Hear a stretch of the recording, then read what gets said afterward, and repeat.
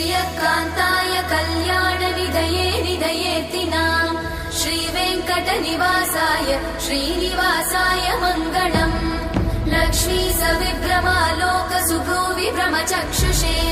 चक्षुषे सर्वलोकानां वेङ्कटेशाय मङ्गलम् श्रीवेङ्कटाद्रिशृङ्गाग्रमङ्गलाभरणाङ्गये मङ्गलानां निवासाय श्रीनिवासाय मङ्गलम् सर्वावयव सौन्दर्य सम्पदा सर्वचेतसां सदा सम्मोहनायास्तु वेङ्कटेशाय मङ्गलम् नित्याय निरवध्याय सत्यानन्दचिदात्मने सर्वान्तरात्मने श्रीमद् वेङ्कटेशाय मङ्गलम् स्वतः सर्वविदे सर्वशक्तये सर्वशेषिने सुलभाय सुशीलाय वेङ्कटेशाय मङ्गलम्